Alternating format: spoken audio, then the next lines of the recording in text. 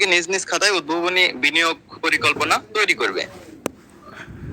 এখানে কিছু কথা রয়েছে, এগুলো তোমরা আপাতত পড়ে নাও, আমরা একটু পর কোশ্চেনগুলোর আনসার নিয়ে আসবো ইনশাল্লাহ। ক, পারিবারিক আর্থিক পরিস্থিতি বিশ্লেষণ। প্রথমে পারিবারিক আয়ের সর্বোত্তম ব্যবহার বিবেচনা করে একটি পারিবারিক বাজেট তৈরি করতে হবে। এরপর পরিবারের আর্থিক অবস্থা রোধে কি পদক্ষেপ গ্রহণ করা যেতে পারে তা উল্লেখ করতে হবে। এরপর সময় সুযোগ ও নিজের সক্ষমতা অনুযায়ী অর্থ সংশ্লিষ্ট যেসব কাজের দায়িত্ব গ্রহণ করেছো সেগুলোর তালিকা তৈরি করতে হবে। খ নম্বর, ব্যবসায়ের ধরন নির্বাচন।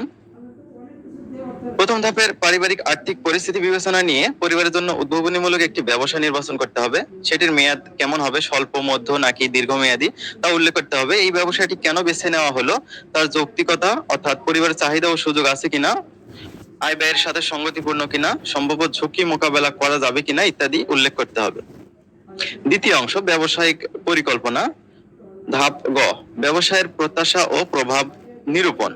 ব্যবসাটি থেকে তুমি কি প্রত্যাশা করো তা উল্লেখ করতে হবে। এই ব্যবসায়ের কাজে নতুন কি প্রযুক্তি ব্যবহার করা যেতে পারে, তার প্রভাব কি হতে পারে তা বর্ণনা করতে হবে।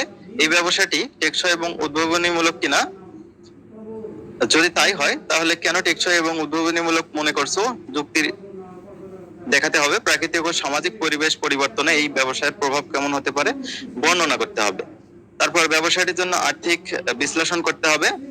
তারপর বিপণন আইডিয়া এবং গ্রাহক সেবা সেটা কেমন হবে সেটা দেখাতে হবে। তো শিক্ষার্থীরা, আমরা কিছুক্ষণ পর এটি সমাধান নিয়ে আসতেছি। কাজটি সুন্দরভাবে সম্পন্ন করে জমা দেওয়ার জন্য ধন্যবাদ। তো উত্তর পেতে অবশ্যই তোমরা